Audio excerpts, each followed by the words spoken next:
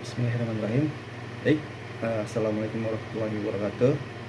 Selamat malam untuk Pak Fadli dan juga untuk para investor, baik Bapak maupun Ibu. Jadi saya di sini akan mempresentasikan kelayakan usaha saya, yaitu Gogo Malate atau es ubi ungu ala-ala Korea.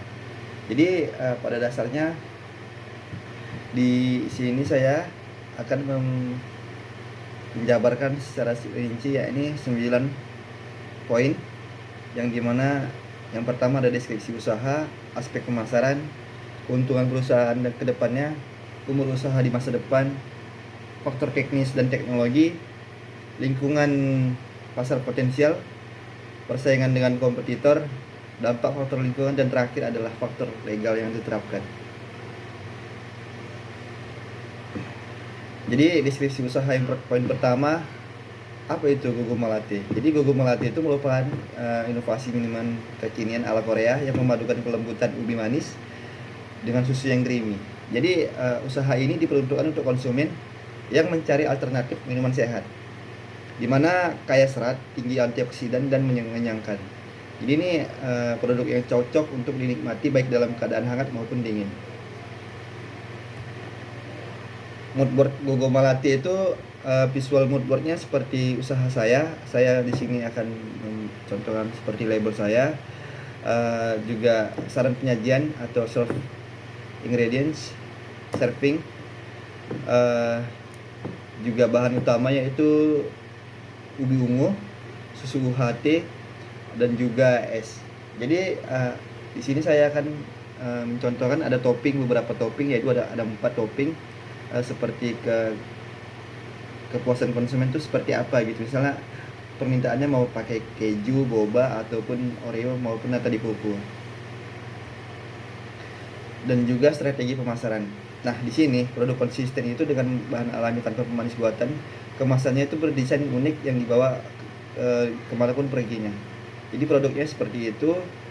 Dan untuk harganya saya di sini memberikan harga yang kompetitif dan ramah di kantong, yaitu 5.000 per porsi. Please. Nah, juga ada jual produk secara langsung, booth ataupun outlet di lokasi strategis, dan memanfaatkan platform pesan antar door to door untuk menjangkau pasar yang lebih luas. Kemudian physical evidence, desain gerai ataupun buat yang bersih, estetik, dan berkonsep Korea untuk menarik minat pembeli yang mencoba. Promosi. Nah, promosi di sini saya memberikan visual promosi seperti media sosial, Instagram, WhatsApp, melalui video ulasan menarik ataupun logonya. Ya. Kemudian people memberikan pelayanan yang terbaik, ramah dan cepat serta higienis. Nah, prosesnya yaitu pemesanan hingga penyajian yang efisiensi, baik maupun pembeli langsung maupun online.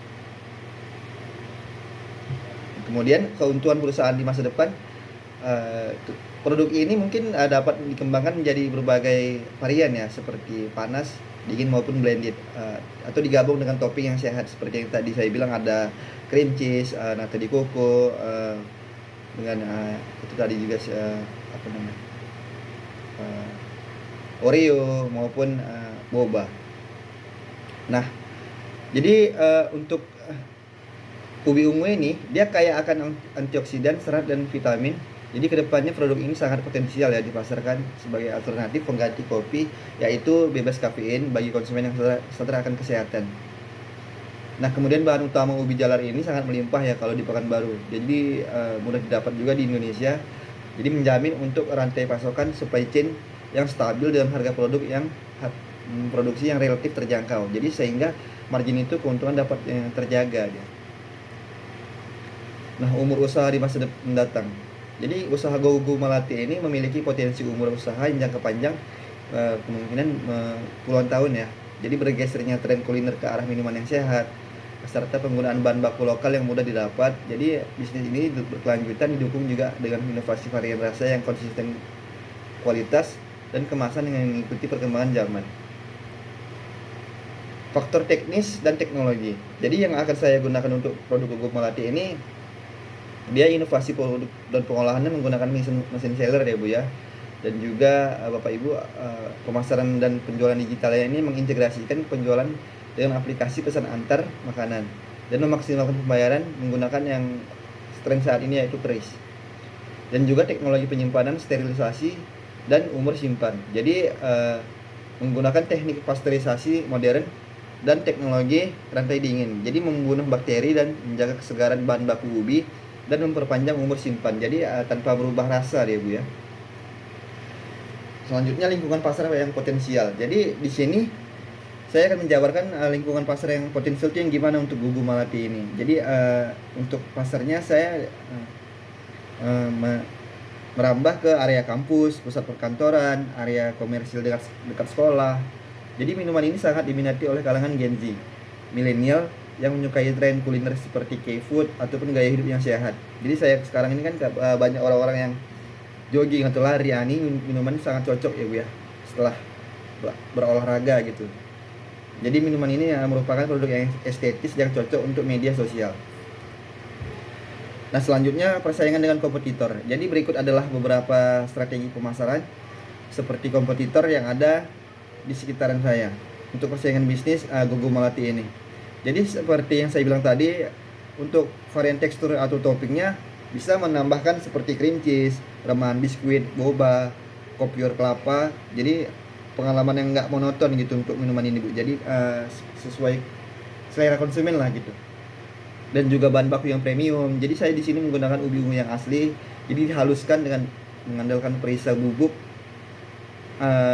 Ini menciptakan rasa manis yang alami. Jadi dia nggak pakai pemanis buatan ya Bu ya. Jadi dia lebih sehat dan lebih legit. Dan kemudian opsi plant based. Nah, untuk penawaran susu nabati ini saya menggunakan soy oat milk atau soy milk atau hati susu sapi yang menyasar ke konsumen yang peduli akan kesehatan. Nah selanjutnya konsistensi rasa. Jadi pastikan resep ubi ungu ini konsisten dari segi kemanisan dan kekentalannya. Selanjutnya kemasan atau packaging, saya menggunakan cup ataupun botol yang berdesain minimalis dan kokoh. Jadi minuman ini berdasarkan ubi dan susu atau cukup berat. Jadi kemasannya harus anti tumpah maupun mudah dikirim dia. Selanjutnya dampak faktor lingkungan. Di sini ada strengths, weakness, opportunities dan threats. Nah, jadi strengths itu kekuatan dari produk ini. Gugu Malati ini produk yang ramah lingkungan dia. Jadi menggunakan botol yang bisa dipakai selalu, memiliki manfaat yang berlimpah bagi kesehatan, homemade, mudah dibuat di rumah, dan juga mengikuti minuman style yang modern. Namun kelemahannya weakness, kapasitas produk ini sangat terbatas. Opportunities, peluang ya Bu. Peluang itu seperti disukai oleh milenial yang Gen Z karena produk ini sangat kekinian ya, bahan-bahan yang diberikan juga manfaatnya kesehatan cukup banyak. Jadi dan juga dijual dengan harga yang murah. Jadi memiliki kapasitas dan lumayan besar gitu. Nah, trips ini ancamannya seperti perubahan iklim dan musim panen yang berdampak langsung pada pasokan harga dan ubi jalar ini di pasaran. Jadi pasokan lokal itu terganggu jika akibat cuaca buruk dan biaya produksi yang akan meningkat. Selanjutnya faktor legal yang diterapkan. Jadi untuk skala rumahan atau UMKM, untuk mengurus SPP PIRT ini sertifikat produk pangan industri rumah tangga melalui dinas kesehatan setempat. Jadi kepemilikan izin ini memastikan produk terjaga aman. Jadi higienis dan layak konsumsi. Jadi memberikan rasa nyaman dan juga aman jika kita memiliki izin SPPIRT ini Bu, Pak Bu. Jadi jika kita memiliki izinnya itu jadi pelanggan-pelanggan itu sangat percaya deh kepada kita barang-barang yang kita jual. Jadi sekaligus meningkatkan kepercayaan dan juga menjual produk yang lebih luas ke pasarannya. Nah, terima kasih, itu saja yang dapat saya sampaikan. Saya dari UTU PBB Pekanbaru, Muhammad Sulaidi Putra. Terima kasih banyak untuk Pak Badli Akbar Lubis dan juga buat Bapak Ibu para investor. Jika berkenan, mohon koreksinya ataupun kerjasamanya ke depannya dengan baik dan berjalan dengan lancar. Assalamualaikum warahmatullahi wabarakatuh.